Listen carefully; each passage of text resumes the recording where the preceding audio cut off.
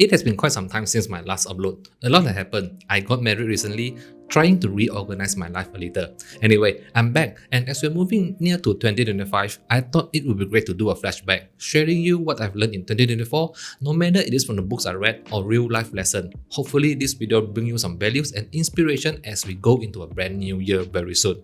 Number 1, emotion first, rational later. One of the biggest lessons I've learned this year is that emotions always come first, rational later. You see, every conversation includes some sort of emotions. I think you know it yourself. So if we can notice the emotion in the conversation, we can then communicate better. But emotions always come first. It is like we have two brains in our heads. The emotion lives in the fast brain and rational stays in the slow brain.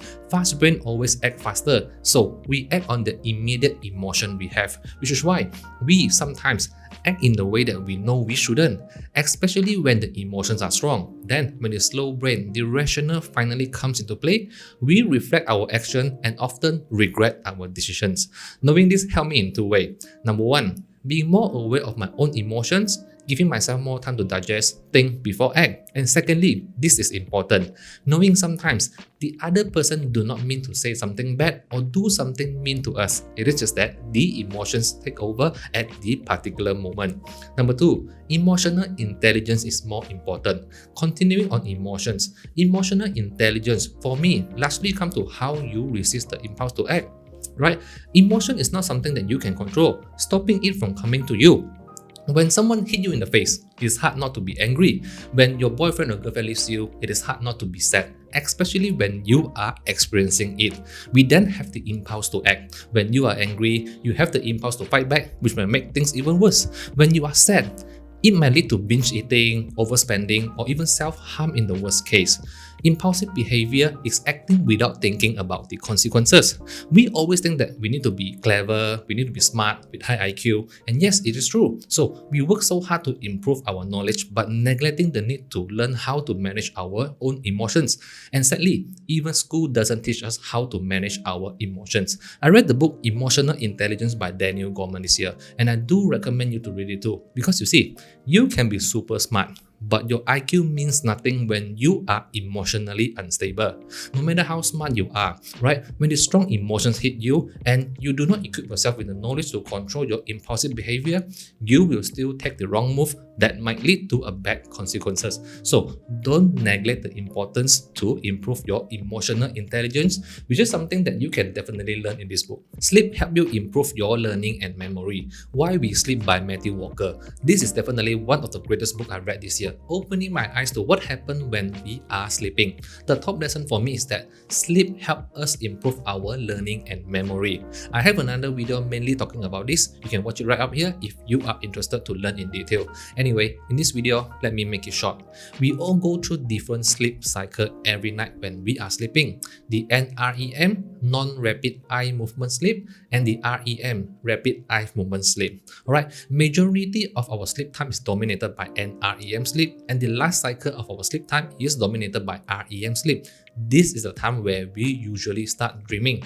Now, during the day when we are awake, we store the information that we learn and experience in the short-term memory storage, the hippocampus, and then during NREM sleep, the information in the hippocampus can then transfer to a larger and more reliable long-term memory storage, the cortex. This is when and how we strengthen our memory. And then we have the REM sleep. This is the time that we usually start dreaming and our brain activity is so active. So this will help you in making sense of the experiences and learning you have during the day, helping you in connecting the dots. So lack of sleep will definitely affect our learning and memory. And of course, during the day when we are awake, we are learning, but we are living in the world with so much distraction, full of distraction. But when we are asleep, right, we lost track of the outer world, but our brain is still working. So this will help you improve your learning and memory. So the main message is that start treating your sleep more seriously. This is actually something that I'm still struggling. Human Behaviors Never Change. This is another great book I've read this year, Same as Ever by Morgan Housel. Short but interesting. The idea is that No matter if you travel back to 500 years ago or 500 years into the future, the technological advancement, the medical breakthroughs, and the shift in society will definitely amaze you. But if you stay long enough, if you pay close attention, you will notice human behaviors never change. You will start noticing people falling into greed or fear, pursued by risk and jealousy, being overconfident and short-sighted, just like how people behave in our current world. Which is why we still face recessions after going through so many recessions. It is not that humans never learn. It is just that our decisions are not just rational, but rather mixed with emotions like anger or fear. If people can detach their emotion from the situation in their life, things could be simple. But unfortunately, these emotions will always live on with us. So don't blame the outer world. It is the inner world that we need to work on. It is how we behave, how we manage our emotions that shape our life. So I have another video mainly sharing the lessons I've learned in this book. I will put the link in the description below. You can watch it if you are interested. Soft or hug. This is the top lesson I learned in this book, Super Communicators. Communicating with other people is what we do every day, right? And more often, we don't communicate the right way. Have you ever came across a moment where you are actually listening and paying close attention to the person in front of you, but when you express your thoughts and trying to give them some advice, the response you get from them is that you are not listening to me, you don't get my point, you are not helping. What I learned in the book that helped me improve my conversation, especially with my wife, is that whenever she brings up something, I would think or ask, do you want me to solve this together with you, or you just want a hug? If she's trying to be rational, she's calm, trying to solve the problem, then solve it is. But sometimes people do not need your advice. They just want you to listen to them, understand their emotion and how they feel. Then hug it is. Just give them a hug without asking or expressing much. Just show them emotional support. So you see, next time, whenever you are communicating with other people, especially with your loved one, do not conclude what they want with your own judgment. Just ask them, do you want me to solve this together with you, or you just want a hug? Remove yourself. We are all experts when it comes to solving other people's problem. Have you noticed that when your friend comes to you and asks you for some advice, maybe on some family issue that might seem simple to you, and you might even be able to give them some great advice? Sometimes you might think that this is not hard to solve. Why your friend couldn't solve it? It is because you are not directly involved in the situation. You do not have any emotion attached to their family, you are not part of the problem, and you are watching from the outside. So you are more likely to have a clearer mind to think about the best solution, and you do have the answers. But when you yourself face the similar situation, you become indecisive, unable to make the right call. Alright? But you do have the answers already actually. It is just that you are mentally trapped inside the problem. So what I learned is that detach yourself from the situation, remove yourself from the problem, and solve the problem as if you are not the one who face it. It is not easy to do, but when you do, this can help you solve many situations in your life. Many obstacles are not an actual or physical obstacles. It is rather a mental block. It is all in our mind. So learn to detach yourself from the problem and then solve it, just like how you help your friends solve their problem. Action first, motivation later. I don't feel like it today. I'm feeling tired. I don't have the motivation now. We all had the moment that we feel stuck, procrastinating, and put the blame on motivation. And yeah, motivation is a great fuel to push us and get a lot done, giving us the energy to do what we need to do. However, motivation is not reliable. Why? Because you see, motivation can come strong in the morning and fade away in the evening. You can be super motivated today, and the next day, you just want to stay on bed all day. The truth is, action leads to motivation, but not another way around, which most people think it is. So we always wait for the moment where we have the motivation before we start doing something. Alright, it is not true. You can try this. On the day that you do not have any motivation, try to start taking action. Don't wait for motivation. It is like, I have been quite stressful lately at work, and then I used to go for a 5K run every Sunday. So whenever I got home feeling tired, I just do not have the energy to do anything. But I knew that the house is due for a clean up that I procrastinated for a long time already. So I get my ass up, took out the broom, only think about, okay, let's only sweep the floor today. But I ended up cleaning the entire house. Just like this video script, the video script for this video, right? As I said, I have been quite stressful at work lately. So whenever I got home, I do not have the energy, I do not have the motivation to write anything.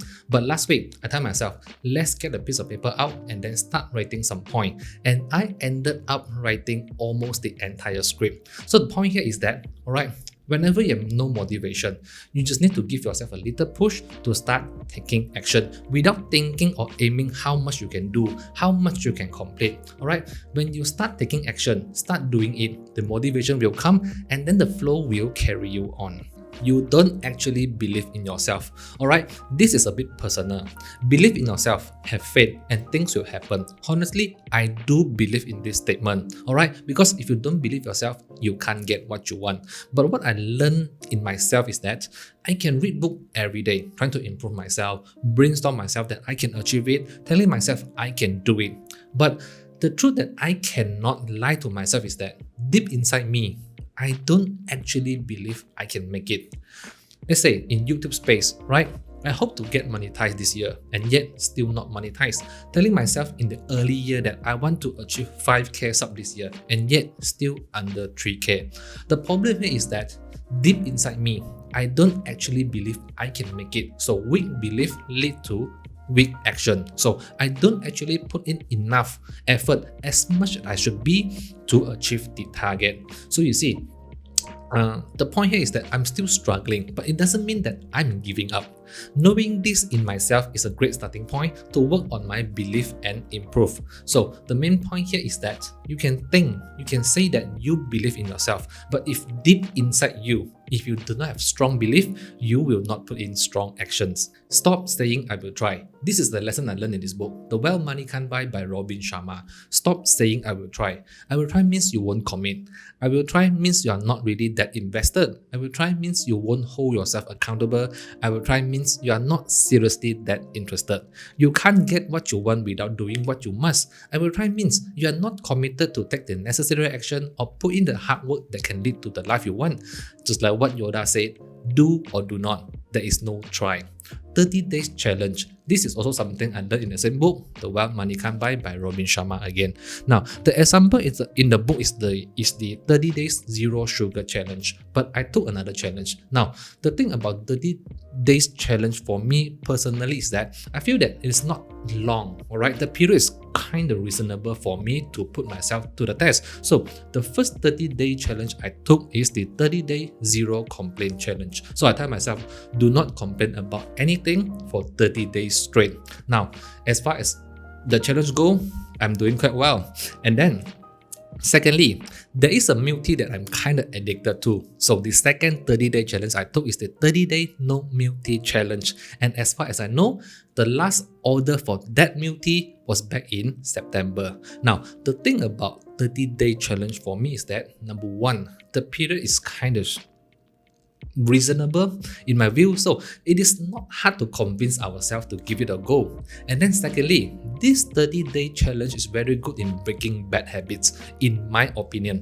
You see, 30 days is not a very long period, but if you can hit 30 days straight, you are more likely to be able to continue. So if you have a habit that you wanted to break or some behaviors that you want to correct, then you can try out the 30-day challenge. Remember, there's no try, do or do not. Last one, still breathing. Still breathing is what I write at the end of my journal every single day. Right? You see, life can be full of negative events, stressful days, right? In my practice of writing 3 things that I am grateful for, what I learned is that no matter how bad is the day, there will be something that you are grateful for. There will be something that you're glad you did. It's like, for example, alright, the fact that you helped the person behind holding the door for him to enter.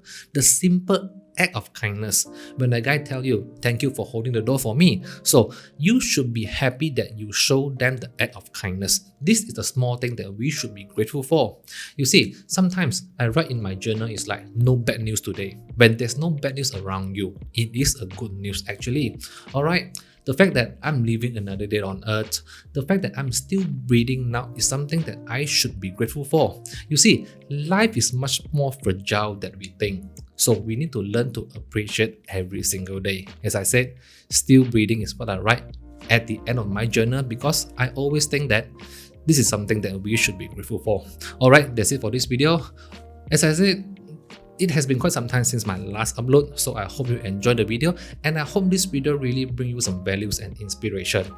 Alright, now I'm back and I will continue to make video I hope you enjoyed the video again. Alright, hit the like button if you think this video is helpful, share it to your friends and family, and subscribe for more of my future video. I will see you in the next one. Bye bye.